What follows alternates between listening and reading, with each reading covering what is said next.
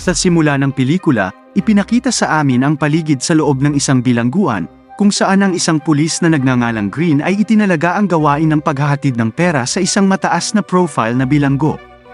Si Balaam, ang bilanggo, ay ipinakilala sa amin habang si Green ay naghahanda upang ihanda ang pag-iimbak ng pera. Siya ay isang kilalang-kilala na drug lord na, bagamat nakakulong sa bilangguan, ay nakikibahagi sa lahat ng mga ipinagbabawal na operasyon, kabilang ang pagbebenta ng droga, mga organ ng tao, at armas.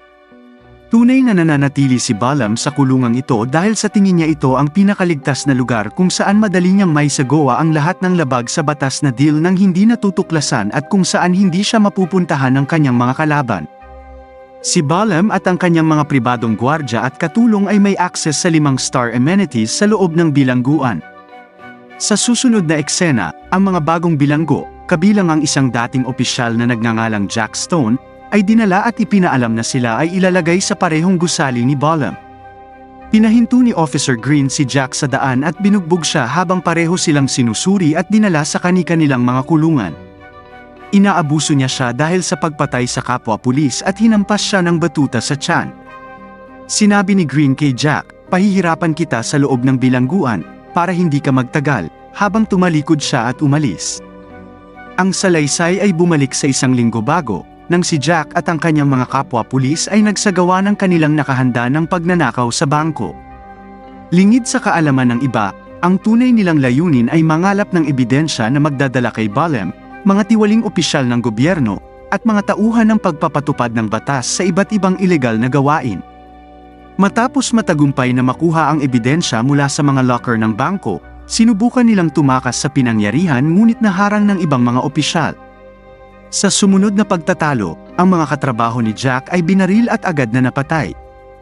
Ngunit sa kabila ng ilang mga pulis na humahabol sa kanya, si Jack ay namamahala upang makatakas at magtago sa loob ng isang istruktura. Nang maglaon, hinarap ng isang pulis si Jack at pinagbantaan na papatayin siya habang sinusubukan niyang tumakas sa lugar. Gayunpaman, nahuli ni Jack ang pulis sa pamamagitan ng pagpapakita ng kanyang mukha bago tumalon palabas ng gusali at dinala siya. Dito, nilinaw na ang pulis ang pumatay sa asawa ni Jack. Agad na namatay ang pulis habang pareho silang nakahiga sa lupa. Palihim na inilagay ni Jack ang isang bag sa harap ng apartment ni Tricia matapos makatakas sa nakamamatay na pagkahulog. Ang bag ay naglalaman ng lahat ng patunay na si Balaam ay biktima ng mga hindi tapat na empleyado ng gobyerno. Sa isang liham, hinimok ni Jack si Tricia na iulat ang kaso sa opisina ng abogado ng distrito. Sa kasalukuyan, si Jack ay binihag kasama ng isang bilanggo na nagngangalang Silva. Si Simeon, ang pinsan ni Balaam, ay lumapit sa kanyang mesa mamaya sa tanghalian at humingi ng pera para sa seguridad. Gayunpaman, tumanggi si Jack at nag-away ang dalawa bilang resulta. Walang kahirap-hirap na pinalayas niya si Simeon at ang mga kakosa nito, nagulat ang lahat. Pagkatapos noon, nakipag-ugnayan si Balaam kay Jack sa pamamagitan ng mga security camera habang siya ay dinadala sa isang nakatagong bilangguan. Binabalaan ni Balaam si Jack na iwasang makialam sa kanyang mga gawain, kung hindi, siya ay magdurusa sa parehong kapalaran ng kanyang yumaong asawa. Gayunman, si Jack ay hindi naapektuhan ng mga babala ni Balaam at nakikinig lamang sa kanila. Nang maglaon ng gabing iyon, sinubukan ng 3 sa mga alapores ni Balaam na salakayin si Jack sa kanyang selda.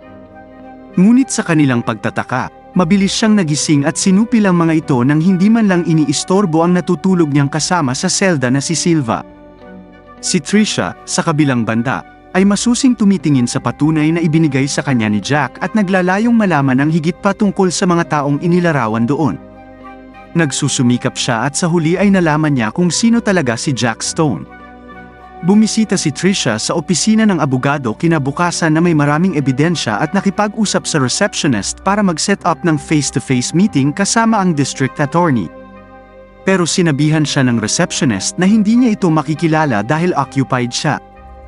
Nag-aalok siya na si Tricia ang magbigay ng ebidensya kay Mark, ang katulong ng abogado, bilang alternatibo. Gayunpaman, hindi pinagkakatiwalaan siya ni Tricia sa ebidensya, kaya lumabas siya ng opisina. Pinanood niya ang abogado na umalis sa kanyang opisina ng gabing iyon sa pag-asang makilala siya ng harapan at maipakita ang ebidensya. Sumugod si Tricia nang tuluyang lumabas si Johnson, ang District Attorney General. Hindi siya nag-aaksaya ng oras na ibigay sa kanya ang lahat ng impormasyong mayroon siya tungkol sa mga tiwaling awtoridad at mga opisyal ng pulisya. Pinuri siya ni Johnson, inaalok sa kanya ang kanyang business card, at sinabihan siyang tawagan siya kung kailangan niya ng anumang tulong dahil humanga siya sa kanyang katatagan at sa ebidensyang nakalap niya. Dumating si Tricia sa bilangguan upang makita si Jack sa sumusunod na eksena at ipinaalam sa kanya na kasalukuyang ginagamit niya ang kaalamang ibinigay nito sa kanya. Bilang tugon, sinabi sa kanya ni Jack na nasa tamang landas siya at pinayuhan siyang maging maingat sa ebidensya. Di nagtagal, nakipag-ugnayan sa kanya si William, isang mas matandang bilanggo, na nagbabala sa kanya tungkol sa pagtawid sa mga tropa ni Balaam. Ngunit mahigpit na iginiit ni Jack na wala siyang takot sa sinuman. Pagkatapos ay itinanong niya kung nasaan ang selda ni Balaam, ngunit sumagot si William na ito ay isang lihim na itinatago na ilang mga jail guard lamang ang nakakaalam. Sa isa pang eksena, dalawang babaeng bilanggo ang makikitang mabangis na nag-aaway. Nag-init ang pagtatalo sa cafeteria kaya kailangang pumasok ang mga gwardya at paghiwalayin ang dalawa. Si Elena, isa sa mga lumalaban na bilanggo, ay dinala sa Balaam habang nakasuot ng itim na maskara sa kanyang mukha. Dumating si Elena sa marangyang kulungan ni Balaam at nakita niya na may iba pang mga preso doon. Dinala siya doon dahil nakipag-away siya sa isa sa mga paboritong babaeng bilanggo ni Balaam. Sa sorpresa ng lahat, idineklara ni Balaam na dapat nilang patayin si Jack upang makakolekta ng malaking premyo na $100,000. Kasunod ng mungkahi ni Balaam, ang mga bilanggo ay nagsama-sama at inatake si Jack habang nakikipag-usap siya kay William. Hindi nila alam na si Jack ay isang bihasang opisyal, at sa tulong ni William, dalubhasa niyang naitaboy ang mabangis na pagsalakay at tinalo ang lahat ng mga agresor.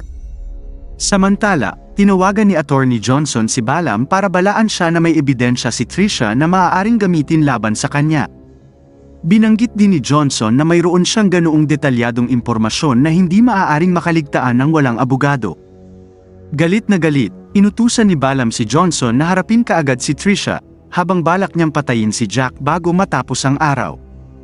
Isang grupo ng mga opisyal ng bilangguan ang pumasok sa ibang pagkakataon, habang naglalabas si Jack, determinadong kunin ang bounty na inaalok ni Balaam. Sa simula, si Jack ay labis na nauubusan ng bilang at tinamaan ng mga baston ng mga gwardya, natatakot na mahuli dahil sa pambubugbog sa mga pulis. Iniipon niya ang kanyang kumpiyansa at lumalaban, gayunpaman, kapag napagtanto niya na ang mga ito ay para lamang sa gantimpala. Tinatanggal ni Jack ang bawat hindi tapat na opisyal ng paisa-isa.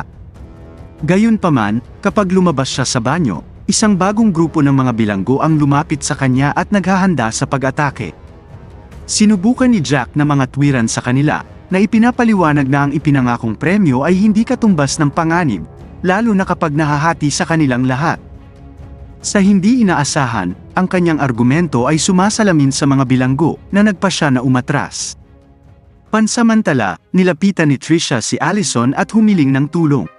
Nagtapat siya sa kanya at inihayag ang lahat ng masalimuot na impormasyon tungkol kay Balaam, ang patunay, at ang mga tiwaling awtoridad na bahagi ng organisasyong kriminal. Nagpasya si Allison na tulungan siya pagkatapos marinig ang mga pangyayari. Si Elena ay nagsisikap na makipagkasundo kay Kat, ang paboritong bilanggo ni Balaam, kapag siya ay bumalik sa babaeng kulungan. Gayunpaman, ang huli ay hindi nagpapatawad, at siya ay nagpasimula ng isa pang gulo, na nagdulot ng suntok sa mukha ni Elena. Nakahiga si Elena sa sahig at nagkunwaring walang malay bago ihatid sa mga medical staff ng kulungan para sa karagdagang pagsusuri. Maingat na gumamit ng paperclip si Elena para mabitawan ang kanyang mga posas habang ang doktor ay tumutugon sa iba pang mga problema. Palihim siyang nagtago ng ilang alkohol at mga gamot sa panlinis na balde ni William at kumuha ng susi sa butas ng hangin mula roon. Pagkatapos ay lumipat siya sa loob ng air vent at nag-navigate sa lugar na naglalaman ng mga CCTV camera. Binabaybay niya ang isang pattern sa kanyang tiyan bago bumalik sa silid ng ospital. Kinabukasan, bumalik si Tricia sa kulungan para kausapin si Jack. Sinabi niya na nakakuha siya ng isang malaking halaga ng impormasyon tungkol sa kanyang nakaraan. Pagkatapos, nagtatanong tungkol sa pagpatay sa isang kapwa opisyal, hinarap niya ito. Ang kalunos-lunos na katotohanan sa likod ng insidente ay ibinunyag ni Jack sa sandaling magpasya siyang magtiwala kay Trisha. Ang kanyang asawa ay brutal na pinatay ng mga tauhan ni Balaam, nakasama rin ang pulis na pinatay niya. Nang maglaon, nagulat si Jack nang malaman na si William, na dati niyang napagkamalan na isa pang bilanggo, ay talagang isang undercover na pulis. Nang tanungin niya tungkol sa haba ng kanyang misyon, sinagot siya ni William na nagtatrabaho ng lihim ng 6 na buwan na may layuning ilantad ang mga hindi tapat na mga bilanggo at mga ahenteng pumipilit sa pakikipagtulungan kay Balaam. Upang makamit ito, nakipagsosyo siya kay Alena, na nagtatrabaho din ng palihim sa loob ng bilangguan, na sinusubukang tumuklas ng mga nakatagong ebidensya at sa mga network ni Balaam. Si Jack ay nakikinig sa pagsisiwalat ni William nang, bigla-bigla, ang ibang mga bilanggo ay nagsimulang umatake sa dalawa. Sa gitna ng pandemonium, sumiklab ang isang malupit na labanan, at maling inakusahan si Jack na nagsimula nito. Sa kanyang parusa, isinailalim siya sa solitary confinement, na nagpaparamdam sa kanya ng kawalan at pag-iisa. Hiniling kay William na makipagkita kay Blaine, ang jail warden, na may kasaysayan ng alitan sa mga tauhan ni Balaam, sa ibang lokasyon. Sinasamantala niya ang mga pangyayari at nagbanta na ilantad si William kung hindi siya bibigyan ng mas maraming pera. Alam na alam niya kung ano ang kanyang mga plano. Samantala, si Trisha ay nagpatuloy sa kanyang pagsisikap na makipagkita sa abogado ng distrito, si Johnson, ngunit ang kanyang abalang schedule ay nagpapalayo sa kanya mula sa kanya. Isang araw, pinilit ni Mark, ang aide ng abogado, si Trisha na ibigay ang impormasyon na nakuha niya laban kay Balaam at sa kanyang mga kasabwat. Tumanggi pa rin siyang sumuko, gayunpaman, at lumabas ng silid. Kalaunan ay nagpakita ang anak na babae ni Balaam upang makita siya sa loob ng bilangguan, na nagresulta sa kanyang panandaliang paglaya at paglipat sa silid ng pagpupulong. Lumabas si Balaam mula sa kanyang selda, at napansin siya ni William at sinabihan si Alena na simulan ang kanilang plano. Sa sandaling matanggap niya ang hudyat, nagkunwari si Alena na nahimatay upang malihis ang atensyon ng mga gwardya at dalhin siya ng isa sa kanila sa ospital. Habang nasa daan, pinatumba nila ni William ang gwardya na nakontrol ang CCTV room at mga operasyon sa bilangguan. Pagkatapos ay lalabas si Balaam sa silid ng bisita, gaya ng nakita ni William sa pamamagitan ng mga monitoring camera. Mabilis siyang kumilos para i-unlock ang cell ni Jack at palayain siya mula sa solitary confinement. Upang talunin si Balaam, pinawalan ni Jack ang isang jail guard at isinuot ang damit ng guard. Sinundan ni Jack ang mga direksyon ni William at Alena mula sa silid ng CCTV upang makalusot sa bilangguan at makapunta sa selda ni Balaam bago siya bumalik. Bagamat malaki ang mga pusta, naninindigan silang ibunyag ang iligal na negosyo ni Balaam at dalhin ang mga hindi tapat na opisyal ng gobyerno sa bilangguan. Di nagtagal, natuklasan ni Blaine at ng ilang gwardya ng bilangguan ang isang hindi awtorisadong pagpasok sa silid ng CCTV. Nagawa ni Alena na makatakas sa mga ventilation duct habang sinusubukan nilang pumasok sa silid. Kumilos si William matapos mapagtanto na si Balaam ay mahigpit na binabantayan ng mga gwardya ng bilangguan at mayroon lamang silang limitadong oras bago siya bumalik sa kanyang selda. Ginagawa niya ang desisyon na magdulot ng kaguluhan sa pamamagitan ng pag-unlock sa bawat selda ng bilangguan, na nagpapahintulot sa nagngangalit na mga bilanggo na ipaghiganti ang mga gwardya na nang-abuso sa kanila. Pinahinto ni Jack ang pagtatangka ni Officer Green na tumakas sa pamamagitan ng pagtulak sa kanya sa isang pulutong ng mga galit na mga bilanggo. Sa kaibahan, sina William at Alena ay lumaban sa mga bilanggo, na buong tapang na umaatake sa kanila. Kahit papaano ay pumunta si Jack sa selda ng bilangguan ni Balaam at hinarap si Simeon. Sa isang malupit na alitan ng dalawa, sinaksak ni Simeon si Jack gamit ang kutsilyo. Ngunit sa kabila ng sugat, nagtiyaga ang ating bayani at tuluyang natalo ang kanyang kalaban bago lumipat sa silid ni Balaam. Sa labas ng bilangguan, isang nakagugulat na paghahayag ang ginagawa. Sa totoo lang, si Allison, na nangako na tutulong kay Trisha, ay nagtatrabaho para sa hindi tapat na abogado na si Johnson. Sinunod niya ang mga utos ni Johnson at hinampas niya ang kanyang kaibigan habang tinutukan siya ng baril. Si Mark, isang undercover na ahente ng FBI na nagsisilbing assistant ng prosecutor, ay pumasok upang iligtas si Trisha bago magkaroon ng pagkakataon si Allison na saktan siya. Dito ay ibinunyag na si Mark ay nasa isang misyon na ilantad ang mga tiwaling attorney ng distrito na si Johnson at iba pang opisyal ng gobyerno na sangkot sa sabwatan. Habang pumapasok si Jack sa kulungan ni Balaam, bumalik si William sa bilangguan at matagumpay na nawala ng kakayahan si Warden Blaine at ang iba pang mga gwardya. Sinalubong niya si Balaam sa isang labanan na may malaking sukat, ngunit nanaig si Balaam at natumba siya sa sahig. Si Jack, gayunpaman, ay nakakuha ng lakas ng loob na lumaban dahil sa kakilakilabot na pagkawala ng kanyang asawa sa mga kamay ng mga thugs ni Balaam. Hinarap niya si Balaam ng may bagong lakas at pinatay ito upang ipaghiganti ang kanyang pinakamamahal na asawa. Susunod, ang SWAT team ay dumating sa tamang oras upang mabawi ang kontrol sa magulong sitwasyon. Matapos humupa ang kaguluhan, ipinakilala ni William sina Jack at Alena at pinasalamatan sila sa pagtulong na ibagsak ang kriminal na imperyo ni Balaam mula sa loob at labas ng bilangguan. Kinikilala ni Jack ang dalawa para sa kanilang mahalagang tulong sa pagtulong sa kanya na makuha ang kanyang pinakahihintay na kabayaran.